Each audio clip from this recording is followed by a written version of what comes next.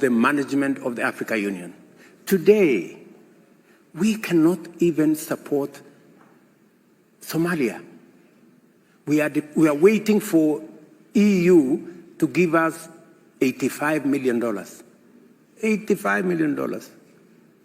You know, we cannot fund it as AU. It is stupid. I mean, my brother, it is madness. So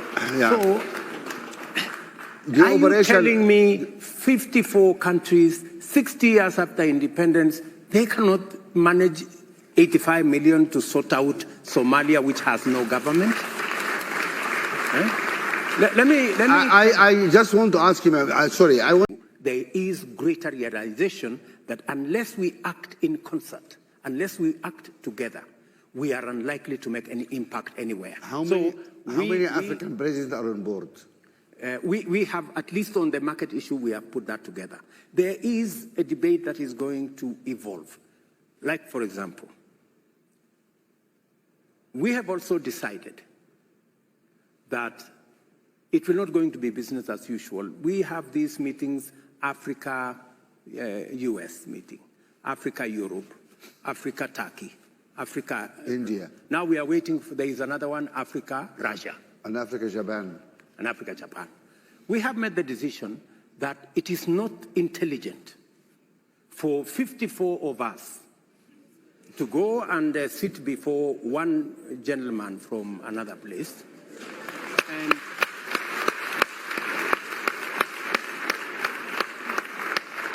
I mean, and sometimes we are mistreated.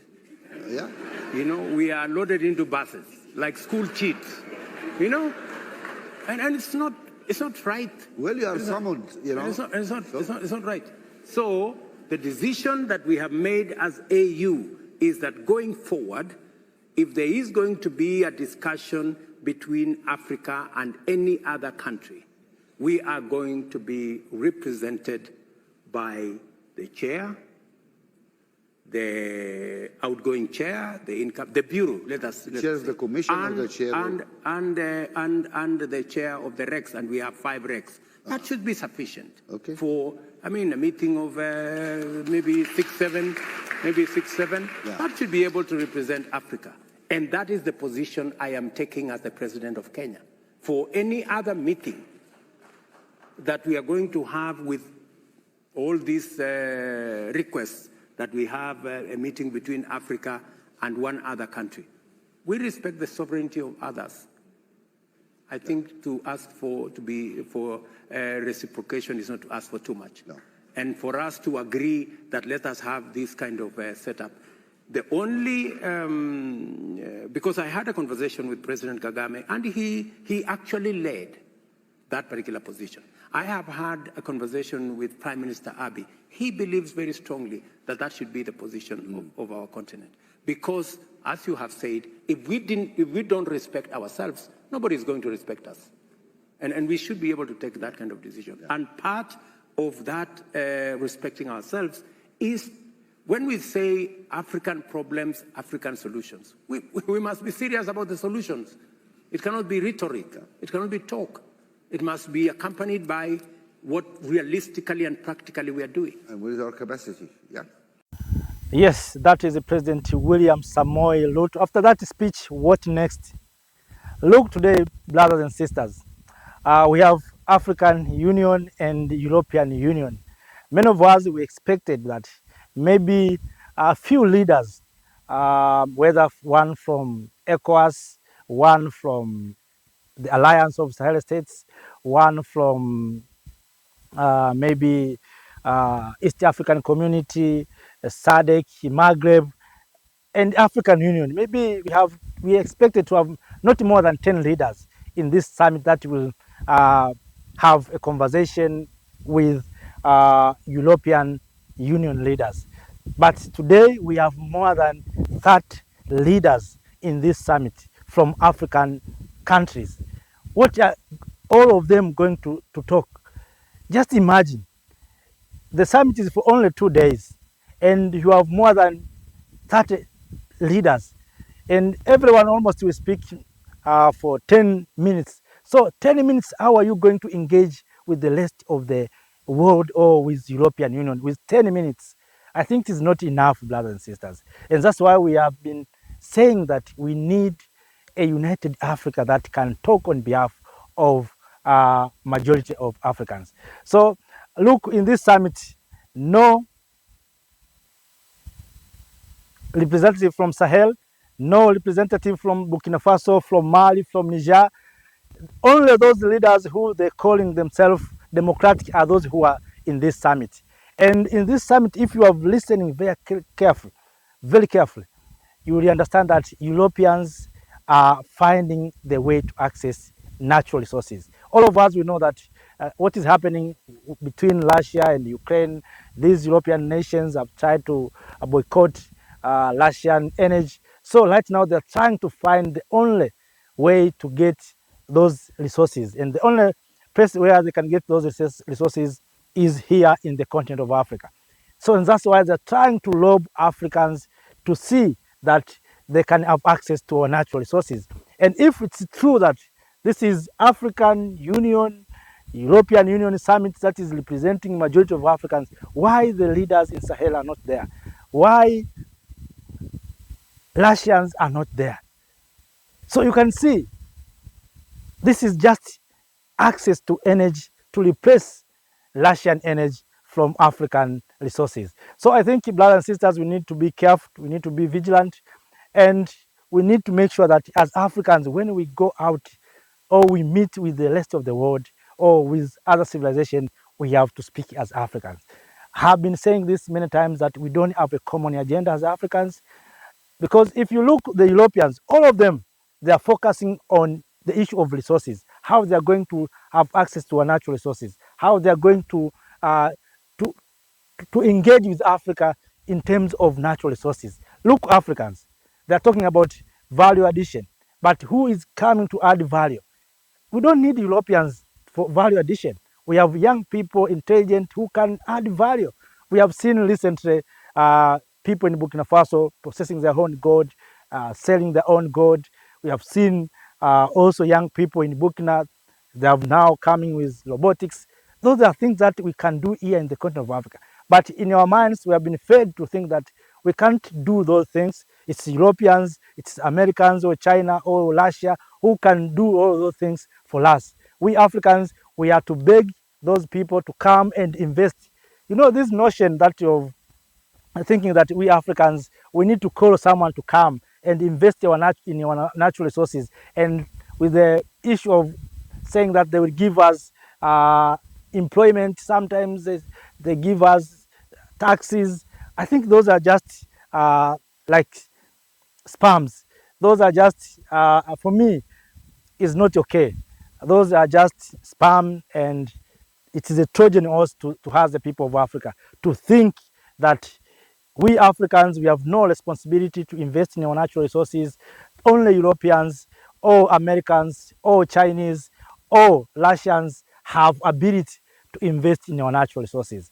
But all in all, we need decisive leaders. We need leaders who can wake up and say enough is enough. And that's why I have begun with President Ruto. When President Ruto came to power, he said there's no need for Africans to be summoned by few European leaders.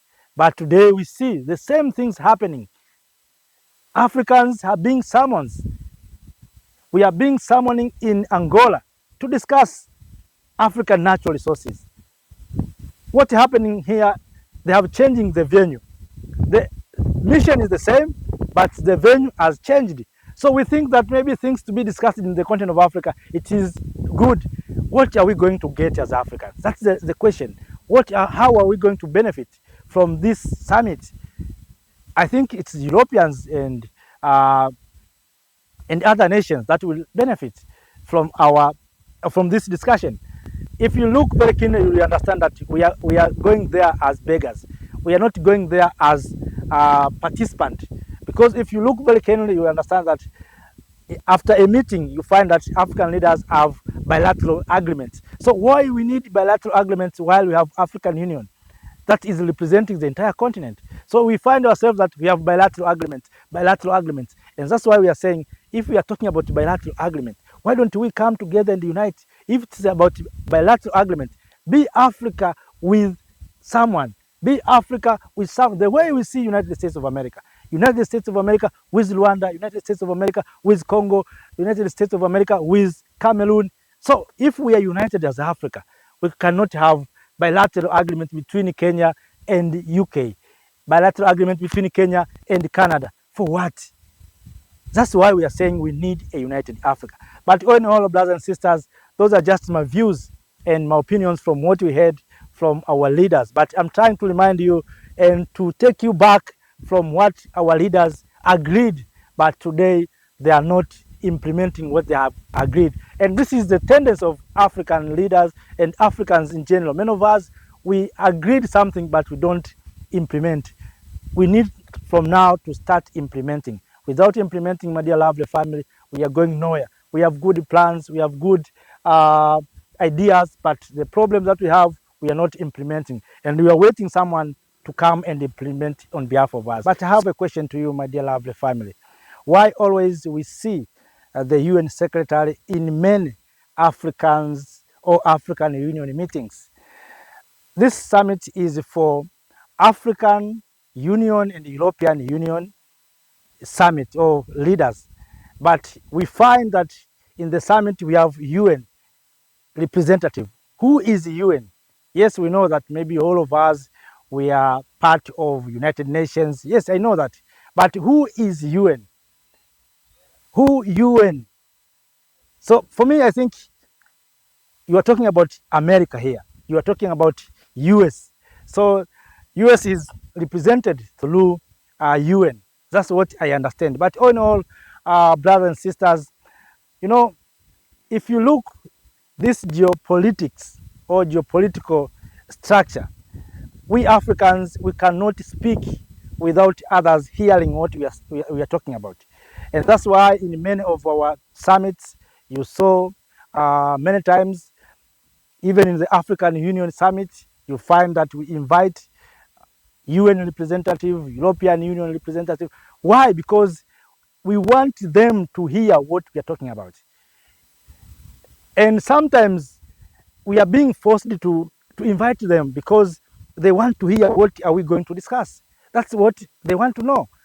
And this brings me to say we are not free.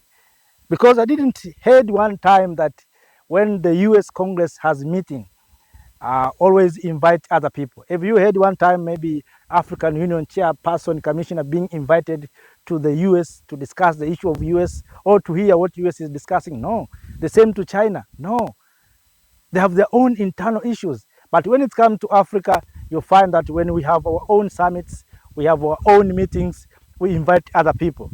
And we invite those people who are always lamenting to them. And we think that these people will help us. You know, right now we are talking about the reform of UN Security Council. Even Mr. Antonio Guterres himself, he's lamenting the way African leaders are lamenting. Even UN Secretary is also lamenting. So who is the owner of the UN? It means even himself, you know, he don't know. So I think as Africans, we need, when we discuss our issues, we talk about our issues, we need to be serious what we want as Africans. Yesterday, I've been saying this issue that, you know, when we enter into these summits, sometimes we Africans, we don't have our common agenda. What is our common agenda? What we want as Africans. You know, other leaders are taking those opportunities to meet other leaders, European leaders. That is not the aim. The aim is to represent what we want as Africans. You know, one time I was listening to President William Ruto, who is also part of European, African Union and European Union Summit. He said that one time, we need Africans, few Africans to represent the African Union, to represent the rest of the continent, but things not being implemented. So look here, you see almost many presidents, African leaders are being gathered there. So all of them, they want to talk. And this implies and showing us that we don't have a common agenda. So for instance, if it's about SADC, why don't we have maybe one representative from SADC, one representative from Maghreb, one representative from ECOWAS, another one from maybe East African Community. Maybe we need to have 5 leaders, maybe an African Union leaders, at least 10 leaders. But look, in this summit, we have more than 20 African heads of states and representatives. So what does this mean? All of them are speaking for 10 minutes, 20 minutes, if maybe far. So for 20 minutes, what can you engage? What can you talk? I think we need to change things as Africans. We need to move far of these things that sometimes we think is paying us. We need to move out of these issues. So of that, let me say thank you for watching. Thank you for being with me in this part and being part of this revolution. We are here to make Africa great. We are trying to share our ideas, our thoughts, to find best solutions for our challenges. Thank you. Thank you, Africa, Mama Africa. Oh, yeah. You make Africa great. Thank you, Africa. Thank you, Africa.